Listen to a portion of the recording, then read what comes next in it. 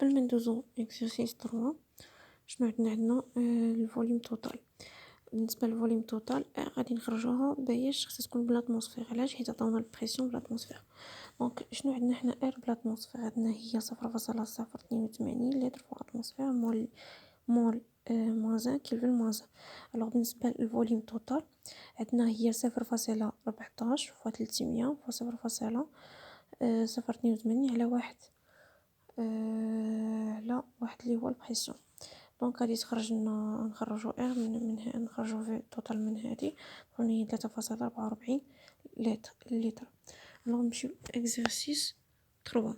بالنسبة لإكزرسيس 3 في إكزرسيس 3 قالك ان فلاكون دو فوليوم V égale à 2 litres relié à un manomètre contient du dioxyde de carbone à la température de 20 degrés Celsius. Le manomètre indique une pression P égale à 1,22 bar.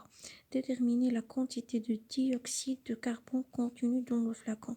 Alors la quantité N غادي نحسبوها اللي هي N ديال CO2 اللي هو ديوكسيد دو كربون. بالنسبه ل CO2 نخرجوها معياش من الغولاسيون ديال لي كاس بارفي. ان كتساوي ليا بي في على ار تي. اول حاجه باش نخرجوا ان ديالنا بالمول غادي نتاكدوا من الوحده ديال كل وحده. بالنسبه للبريسيون خصو يكون بالباسكال، بالنسبه للفوليوم خصو يكون بالمتر كيوب، بالنسبه للتمبيراتور بالكيلفين، وبالنسبه للاير تكون بالجول كيلفين موازان موليتر موازان. بعدا واحد بار كنعرفو هو 10 لا بويسونس 5 باسكال، واحد لتر هو 10 لا بويسونس موان 3 متر كيوب. الوغ نحولو كلشي. دونك 1.22 هو البريسيون نضربوه في 10 لا بويسونس 5 ياك، ونضربوه فياش جوج عطاونا جوج لتر غادي نضربوها في 10 لا بويسونس موان 3 باش نحولوها للمتر كيوب، نقسموها على 8.31 فياش في 293. عطاونا لا طومبيراتور هي 20 دوغري سيلسيوس، غادي نزيدو عليها 273 باش نحولوها للكلفن، غتعطينا 293. في النهايه غادي نخرجو ان هي 0.1 مول. 0.1 مول هذه هي ان ديال شنو سميتو ديال سي او 2 الكونتيتي ديال سي او 2. دابا نمشيو للسؤال.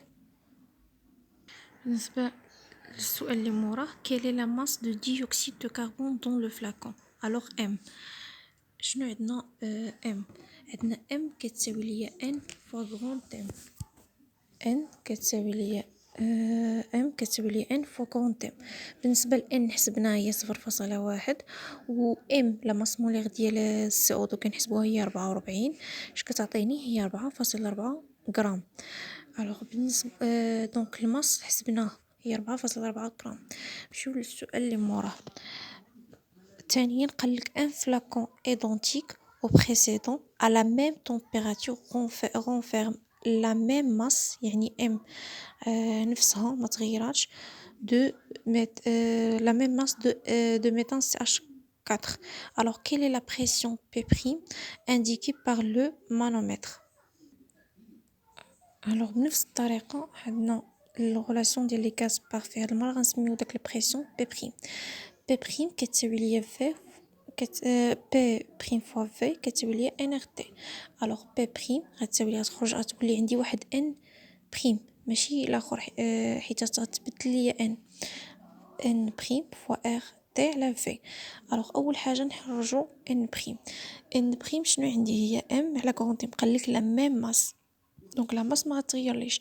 شكون اللي غتغير لي؟ هي الماس مولير اللي هي سي اش 4. غتساوي لي 4.4 على شحال على 16